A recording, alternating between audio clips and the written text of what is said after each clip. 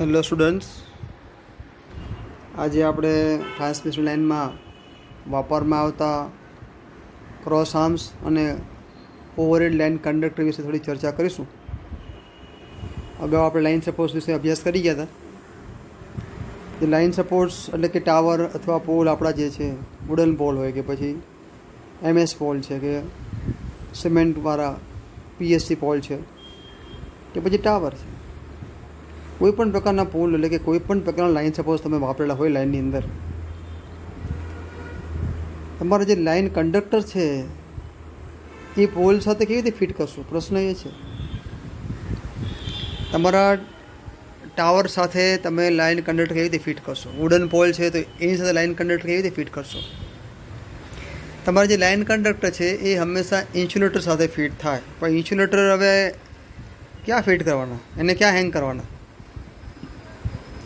Pole જે છે, પોલની સાથે આપણે ક્રોસ આર્મ ફિટ કરીએ છીએ અને ક્રોસ આર્મ સાથે ઇન્સ્યુલેટર ફિટ થાય છે અને ઇન્સ્યુલેટરની એને કહેવાય કે બોર્ડર ઉપર કે ઇન્સ્યુલેટરના છેડા ઉપર, એના એન્ડ ભાગ ઉપર કંડક્ટરનું ફિટિંગ કરતા હોય છે.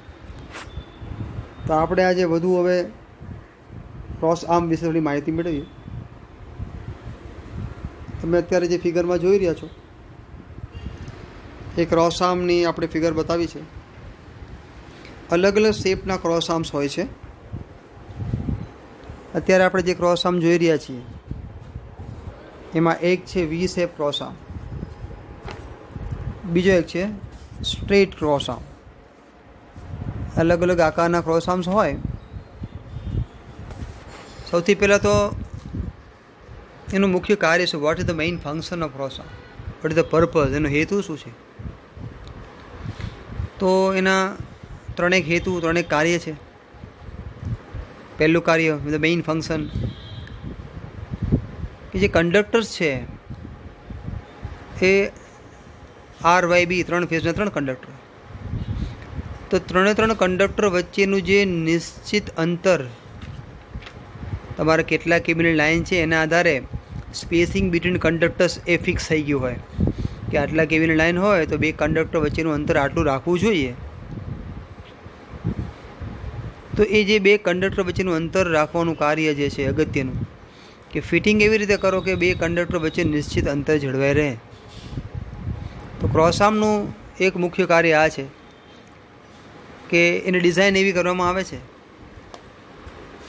અને ડિઝાઇન કર્યા પછી એને ટાવર ઉપર રીતે ફિટ કરવામાં આવે છે કે જેથી ટ્રાન્સમિશન લાઇનના આપણા જે કંડક્ટર્સ છે એમાં 3 ફેઝ છે RYB, એની વચ્ચે નિશ્ચિત અંતર આપણને મળી રહે. એટલે કે conductors are placed at required safe distance as per IE rules. બીજું કાર્ય એ કરે છે કે આપણા જે ટાવર અથવા જે પોલ છે એનાથી કંડક્ટરને સેફ ડિસ્ટન્સથી દૂર રાખવાનું, એટલે કે ટાવરથી સલામત અંતર રાખવાનું કાર્ય. પહેલું કાર્ય કર્યું કે કંડક્ટરને એકબીજાથી સલામત અંતર રાખે છે. બીજું કાર્ય કરે છે કે ટાવરથી પણ સલામત અંતરે કંડક્ટરને ગોઠવે છે. ઓકે. ત્રીજું કાર્ય, ક્રોસ આર્મ હશે તો જ એની ઉપર ઇન્સ્યુલેટર ફિટ થશે. એટલે ત્રીજું કાર્ય છે કે it provides housing, it provides fix location, proper location for cross arms are insulators. એટલે ક્રોસ આર્મ ત્રીજું કાર્ય છે કે ઇન્સ્યુલેટરને જગ્યા પૂરી પાડે છે. એને ક્યાં માઉન્ટ કરો ઇન્સ્યુલેટરને? તો એ ઇન્સ્યુલેટર જે છે એ આપણા ક્રોસ આર્મ ઉપર ફિટ કરવામાં આવે છે. તો 3 મુખ્ય કાર્યની આપણે ચર્ચા કરી. ક્રોસ આર્મ જે છે એના વિવિધ શેપ, એ કેવા મટીરિયલમાંથી બને છે. તો ખાસ તો આ V આકારનો આપણે ક્રોસ આર્મ એક જોઈ રહ્યા છીએ. એ સિવાય સ્ટ્રેટ ક્રોસ આર્મ અત્યારે આપણને દેખાય છે. એ MS ચેનલ અથવા એંગલના મદદથી આવો આડો સિમ્પલ ક્રોસ આર્મ પણ આવો બનાવી શકાય છે. અહીંયા આપણે જોઈ રહ્યા છીએ. આ પણ એક સ્ટ્રેટ ક્રોસ આર્મ છે અને આ ક્રોસ આર્મ તમે ખાસ માર્ક કરજો. અહીંયા આ જે ભાગ તમને દેખાઈ રહ્યો છે અત્યારે, ત્યાં એ થાંભલા સાથે એટલે કે પોલ સાથે ડી ક્લેમ્પની મદદથી નટબોલ્ટથી ફિટ કરવામાં આવેલ છે.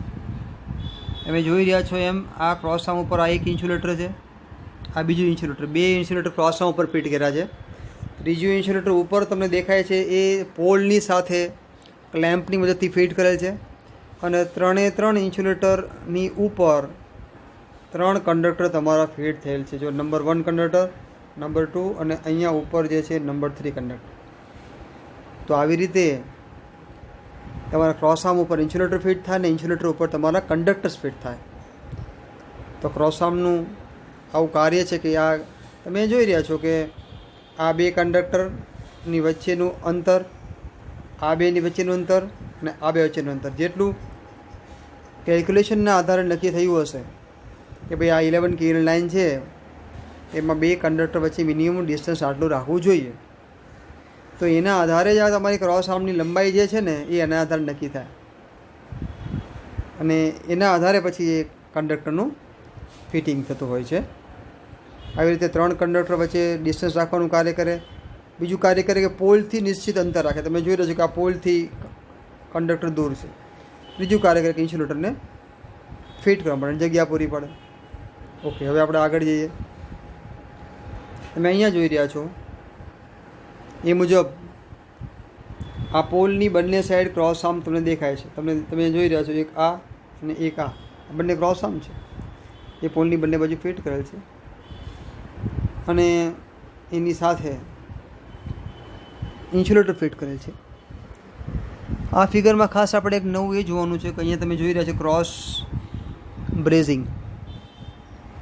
ખાસ કરીને જ્યારે લાઇનનો એન્ડ પોઈન્ટ આવતો હોય એટલે કે ટર્મિનલ એન્ડ છેલ્લો થાંભલો હોય અથવા લાઇનની ડિરેક્શન ચેન્જ થતી હોય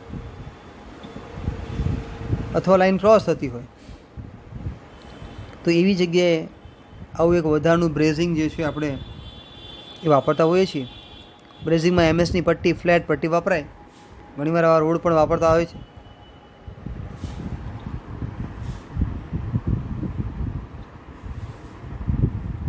હવે અહીંયા આપણે જોઈ રહ્યા છીએ એમ વી ક્રોસ આર્મ છે, વી શેપ ક્રોસ આર્મ. ફરી એકવાર રિપીટ કરીએ. આ ક્રોસ આર્મના એક છેડા ઉપર એક ઇન્સ્યુલેટર, એની સાથે કંડક્ટર ફિટ કર્યો. બીજા છેડા પર બીજું ઇન્સ્યુલેટર, એની સાથે આપણે કંડક્ટર. પોલ સાથે ક્લેમ્પની મદદથી ત્રીજો ઇન્સ્યુલેટર, એની સાથે આપણે કંડક્ટર. તો 3 પેજના 3 કંડક્ટર ફિટ થઈ ગયા. બીજું તમે ખાસ માર્ક કરો, ક્રોસ આર્મ સાથે ઇન્સ્યુલેટર આ ક્લેમ્પની મદદથી ફિટ કરેલ છે અને ક્રોસ આર્મ પોતે પણ પોલ સાથે ડી ક્લેમ્પની મદદથી ફિટ કરેલ છે. આ બંને ક્લેમ્પ તમે જોઈ રહ્યા છો, ડી ક્લેમ્પ સરખા આકારના છે. તો આવી રીતે સામાન્ય રીતે 11 kV આપણે જે પિન ઇન્સ્યુલેટર હોય છે એ 11 kV પિન ઇન્સ્યુલેટર વી શેપ ક્રોસ આર્મ સાથે વધુ વાપરવામાં આવતા હોય છે. એટલે પિન ઇન્સ્યુલેટરની ચર્ચા કરી ગયા છીએ એમ 33 kV સુધી પિન ઇન્સ્યુલેટર વાપરી શકાય છે. 11 kVનું એક હોય અને 33નું પણ એક મળે. 33 kV લાઇનમાં તમારે 11 kVના 3 વાપરવા હોય તો 3 વાપરી શકો છો અથવા 33 kVનું એક જ ઇન્સ્યુલેટર પણ તમે વાપરી શકો છો. અહીંયા આપણે જોઈ રહ્યા છીએ એમ આ 3 તમારી પાસે જે છે એમાં જે શેપ દેખાય છે એટલે કે આ 33 kVની લાઇન હશે, આ 33 kVનું પિન ઇન્સ્યુલેટર છે. તો આવી રીતે ટૂંકમાં સ્ટ્રેટ શેપ હશે અથવા વી શેપનો ક્રોસ આર્મ પણ હોઈ શકે છે. હવે મેઇન જે વાત છે કે ક્રોસ આર્મને પોલ સાથે જ્યારે ક્લેમ્પથી ફિટિંગ કરવાનું આવે તો એનું ફિટિંગ એટલું સરસ અને મજબૂત થવું જોઈએ કે જેથી કંડક્ટરનું વજન જે છે બધું ક્રોસ આર્મ ઉપર આવી જાય. અને બીજું કે ક્રોસ આર્મ છે ને એ ત્રાંસા ના થઈ જાય, બેલેન્સ રહે, એકદમ સ્ટ્રેટ. અદરવાઇઝ શું થાય કે લાઇન જે છે એ ઊંચી નીચી થઈ જાય છે. આથી એનું ફિટિંગ પ્રોપર હોવું જોઈએ. હવે આપણે અત્યારે જે ફિગર જોઈ રહ્યા છીએ એ ઊંચા ટાવર માટે છે. ટાવરમાં પણ તમે જુઓ ત્યારે આ એક cross arm number 1, cross arm number 2. એ ક્રોસ આર્મના એન્ડ ઉપર અહીંયા આ તમે જોઈ રહ્યા છો ઇન્સ્યુલેટર લટકાયેલા હશે અને એની નીચેથી તમારી ટ્રાન્સમિશન લાઇન તમારી પસાર થતી હશે. ત્યાં એના એન્ડ ઉપર ટ્રાન્સમિશન લાઇન આવી રીતે જે છે આપણે ફિટ કરીએ છીએ અને એ રીતે આગળ જતી હોય છે.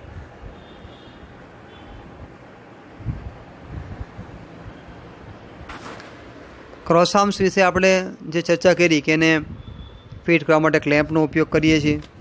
આવા અલગ અલગ શેપના ક્રોસ આર્મ્સ હોય છે.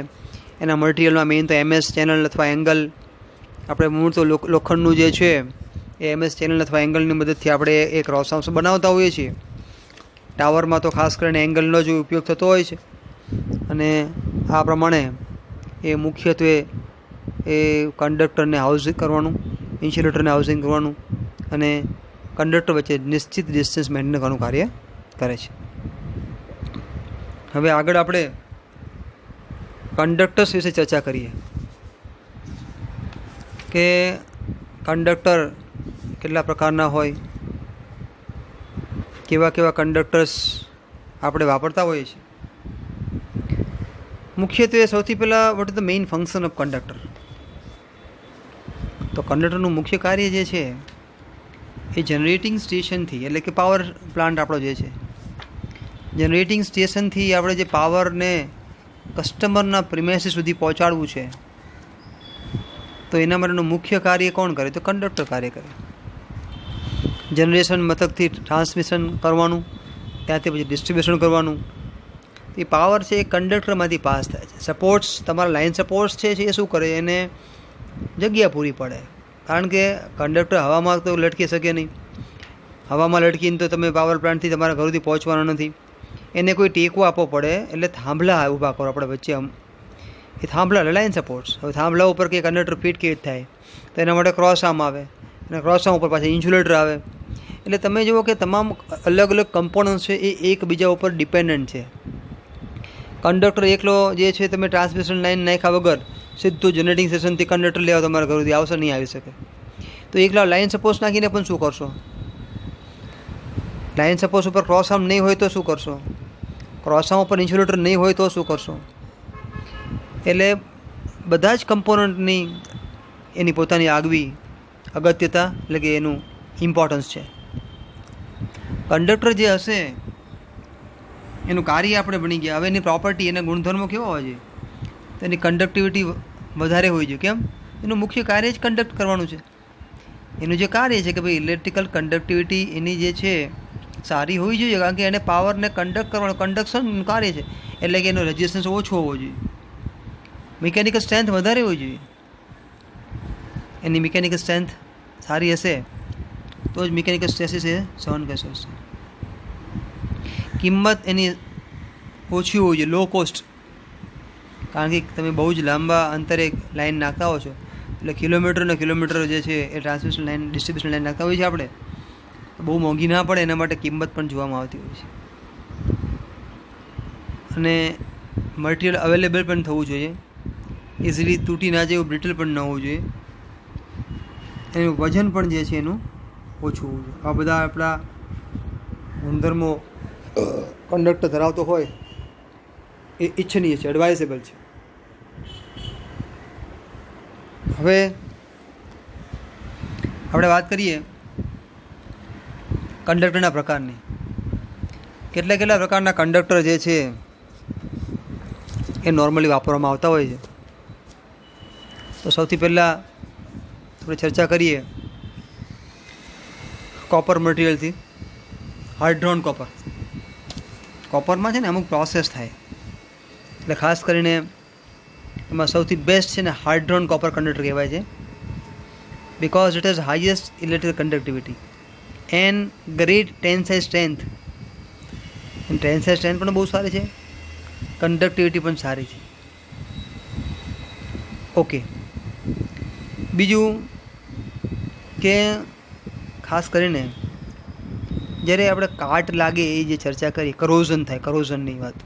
કારણ કે કંડક્ટર તમારા હવામાં છે, ખુલ્લામાં છે, આથી વાતાવરણની એટમોસ્ફેરિક ઇફેક્ટ એની ઉપર અસર કરવાની છે. ચોમાસામાં વરસાદ આવે છે તો ખાસ કરીને હાર્ડ ડ્રોન કોપર જે આવે, સ્ટાન્ડર્ડ હાર્ડ ડ્રોન કોપર, એમાં ઇઝીલી કરોઝન થતું નથી. અને એની ઇલેક્ટ્રોલાઇટિક ટ્રબલ્સ પણ એમાં આપણને બહુ જોવા મળતી નથી. બીજો એક ફાયદો છે કે it has got high current density, એટલે કે ઓછી જગ્યામાં વધુ કરંટ પાસ કરી શકે. So lesser cross sectional area is required, એટલે કે ઓછી એરિયાનો, ઓછા ડાયામીટરવાળો કંડક્ટર હશે તો પણ ચાલશે, કારણ કે એની કંડક્ટિવિટી વધારે સારી છે, કરંટ ડેન્સિટી સારી છે, એટલે વધુ કરંટ એમાંથી પાસ થઈ શકશે. આથી શું થાય કે કરંટ ડેન્સિટી એની વધારે હોય ને એટલે ક્રોસ સેક્શન એરિયા ઘટી જાય. ક્રોસ સેક્શન એરિયા ઘટી જાય ને તો વિન્ડ લોસ જે થવાનું હોય પવનના કારણે એ પણ ઘટી જાય. બીજું કે જ્યારે સ્ક્રેપ કરવા જાઓ તમે તો એની કિંમત વધારે મળે, અને એની જે લાઈફ બહુ જ વધારે છે. તો એ આવે તો એને ફાયદા બહુ છે ને, લોંગ લાઈફ છે, વિન્ડ લોસ ઓછા છે, હાઈ કરંટ ડેન્સિટી છે, એની ટેન્સાઇલ સ્ટ્રેન્થ સારી છે, કંડક્ટિવિટી વધુ છે. બીજું કે જ્યારે તમે જોઈન્ટ કરવા હોય બે કંડક્ટરને, હાર્ડ રન કોપરને, તો ઇઝીલી જોઈન્ટ થાય છે. જોઈન્ટિંગ એની જેને કહેવાય કે એ આપણે એનો ગુણધર્મ સારો છે, જોઈન્ટ કરવો તો બહુ ઇઝીલી જોઈન્ટ થાય છે. હવે આ આપણે જે ચર્ચા કરી હાર્ડ રન કોપરની, સ્ટાન્ડર્ડ હાર્ડ રન કોપર, એ ટ્રાન્સમિશન લાઇનમાં વધારે વાપરીએ છીએ આપણે, બરાબર. પરંતુ જ્યારે ડિસ્ટ્રીબ્યુશન લાઇન અને સેકન્ડરી ડિસ્ટ્રીબ્યુશન લાઇનની વાત કરીએ આપણે, અને છેલ્લે આવે સર્વિસ કનેક્શન આવે. ટ્રાન્સમિશન લાઇન તમારી જે સૌથી પહેલાં જનરેટિંગ સ્ટેશનથી સ્ટાર્ટ થઈ, ટ્રાન્સમિશન સબસ્ટેશનમાં ગઈ, ત્યાંથી પછી જે ડિસ્ટ્રીબ્યુશન લાઇન તમારી નીકળવાની છે, તો distribution line, secondary distribution line અને છેલ્લે કસ્ટમરના ઘરે જવાની છે તમારી સર્વિસ લાઇન. તેના માટે મીડિયમ હાર્ડ રન કોપર છે એ એડવાઇઝેબલ છે. ઓકે, હવે આ બધી ચર્ચા કરી આપણે કે ભાઈ આટલા બધા ફાયદા છે. ટ્રાન્સમિશન માટે હાર્ડ રન વાપરો, ડિસ્ટ્રીબ્યુશન માટે મીડિયમ હાર્ડ રન વાપરો, એ બધી જ વાત સાચી, પણ એની કિંમતની તો વાત કરો તો ઇન્ડિયામાં તમને ભાગ્યે જ ક્યાંક કોપર વાયર ટ્રાન્સમિશન લાઇન અને ડિસ્ટ્રીબ્યુશન લાઇનમાં જોવા મળશે. ઓલ ઓવર ઇન્ડિયા મોટા ભાગે બધે એલ્યુમિનિયમનો જ ઉપયોગ આપણે ટ્રાન્સમિશન અને ડિસ્ટ્રીબ્યુશનમાં કરતા હોઈએ છીએ. તો આ જે છે એક ફેક્ટ વાત કરી આપણે ગુણધર્મોની ચર્ચા કરીએ ને બધું સમજીએ, થિયરિકલી બધી બરાબર છે, વાત સાચી છે, સારી છે. પણ મુખ્યત્વે પ્રશ્ન જે છે જ્યારે આવે ઇકોનોમીની જે ચર્ચા થાય, તો ઇકોનોમી વાઇઝ આપણે હાર્ડ રન કોપર આપણને પોસાતા નથી. અચ્છા, તો હવે આપણે બીજી વાત કરી કેડમિયમ કોપરની. તો કેડમિયમ જે કોપર છે ને, એ કેડમિયમ કોપરમાં કેવું છે કે કોપરની અંદર કેડમિયમ નામની ધાતુ આપણે ઉમેરી છે, એટલે કે એલોય બનાવી, એલોય મિશ્ર ધાતુ. એનાથી શું થાય, એની ટેન્સાઇલ સ્ટ્રેન્થ જે છે ને એ 40% ઇન્ક્રીઝ થઈ જશે. પણ કેડમિયમ ઉમેરવાથી એની જે કંડક્ટિવિટી છે ને, કંડક્ટિવિટી એ 17% એની કંડક્ટિવિટી ઘટી જાય છે. છતાં પણ ખાસ કરીને જ્યારે ટેલિફોન લાઈન નાખવાની હોય તો એવા સમયે એ ઉપયોગમાં લેતા હતા. હવે તો આપણે બધા જાણીએ છીએ, હવે કોઈ ટેલિફોન વાપરતા જ નથી. નાઉએડેઝ વી પ્રિફર મોબાઈલ. તો હવે આ જમાનાની અંદર ખાસ કરીને આપણને ક્યાંય ટેલિફોન લાઈન, ટેલિગ્રાફ લાઈન આપણને બહુ જોવા મળતી નથી. પછી વાત કરીએ આપણે, હવે આ બધા અલગ અલગ કોપરના પ્રકાર છે, પણ હવે એની બહુ ચર્ચા વધારે એટલે કરતા નથી આપણે. હવે આપણે આવી એલ્યુમિનિયમ કંડક્ટરની અંદર. તો એલ્યુમિનિયમની અંદર પણ એના પ્રકાર છે 2-3. એમાં પહેલો પ્રકાર છે all aluminium conductor double AC. Double એસીમાં શું છે કે કોપરની સરખામણીમાં એનો જે રેઝિસ્ટન્સ છે એ વધારે હોય. કંડક્ટર છે નો ડાઉટ એલ્યુમિનિયમ, પણ કોપર જેટલો સારો નહીં. કોપર કરતાં 60% રેઝિસ્ટન્સ, એનો સ્પેસિફિક રેઝિસ્ટન્સ જે છે ને વધારે છે. અને ટેન્સાઇલ સ્ટ્રેન્થ જે છે ને એ પાછી કોપર કરતાં ઓછી છે. કોપરની જેટલી ટેન્સાઇલ સ્ટ્રેન્થ છે એનાથી 65% ટેન્સાઇલ સ્ટ્રેન્થ છે, વધારે નથી. એટલે ઓનલી 65%. કોપરની જે ટેન્સાઇલ સ્ટ્રેન્થ હોય ને એનાથી આપણે કહી શકીએ કે 65% અથવા બહુ તો 65થી 75 રેન્જમાં એની જે છે ટેન્સાઇલ સ્ટ્રેન્થ છે. એટલે ટેન્સાઇલ સ્ટ્રેન્થ ઓછી અને કંડક્ટિવિટી પણ ઓછી, બરાબર. છતાં પણ એ વાપરવો પડે કારણ કે સસ્તો બહુ છે. બીજું વજન એનું બહુ ઓછું, lighter in weight, cheaper, conductivity poor. Conductivity જેમ ચર્ચા કરી only 60% of that of copper. અને કરંટ ડેન્સિટી 0.30 ટાઈમ્સ, એટલે 30% ટૂંકમાં કરંટ ડેન્સિટી પણ એની ઓછી. એટલે તમારે શું થાય કે જેટલો કરંટ તમારે ટ્રાન્સફર કરવો હોય ને, જે કરંટ તમારે ટ્રાન્સફર કરવો છે, સમજો ઉદાહરણ તમને આપું તો કોપર કંડક્ટર લો અને એટલા જ કરંટ ટ્રાન્સફર માટે એલ્યુમિનિયમ લો. હવે તમને એમ થાય કે ભાઈ મારે ઉદાહરણ તરીકે 100 એમ્પિયર કરંટ ટ્રાન્સફર કરવો છે, ઉદાહરણ તરીકે એઝ ફોર એક્ઝામ્પલ ચર્ચા કરીએ આપણે. તો કરંટ ડેન્સિટીના કારણે હવે શું થાય એમાં, an aluminium conductor has a diameter about 1.26 times that of copper conductor of equal resistance, but હવે જો એમાં ચર્ચા શું થાય કે રેઝિસ્ટન્સ એનો સરખો જ ધારો કે હોય, but due to its low density only half weight of aluminium is required to that of copper. હવે શું થાય કે એને જે ડાયામીટર છે એલ્યુમિનિયમનો એ કોપર કરતાં 1.26 times મોર હોય. એટલે ધારો કે 100 આપણે એમ કહીએ કે ડાયામીટર 100 mm ડાયામીટર ધારો કે કોપરનો હોય તો એલ્યુમિનિયમનો 126 mm ડાયામીટર તમારે રાખવો પડે. છતાં પણ એનું વજન છે એ કોપર કરતાં ઓછું થાય છે. એની કરંટ ડેન્સિટી લો છે એલ્યુમિનિયમની, આથી ડાયામીટર વધારે છે પણ વજન તો છતાં પણ એનું ઓછું થાય છે. બહુ જ ઓછી ટેન્સાઇલ સ્ટ્રેન્થ છે કોપર કરતાં. આપણે વાત કરીએ મેં તમને ચર્ચા કરી એમ એની ટેન્સાઇલ સ્ટ્રેન્થ જે છે 65% લેસ છે. લેસ એટલે 65% ઓછી હોય તો બાકી કેટલી રહે પછી 35% જેટલી રહી આશરે.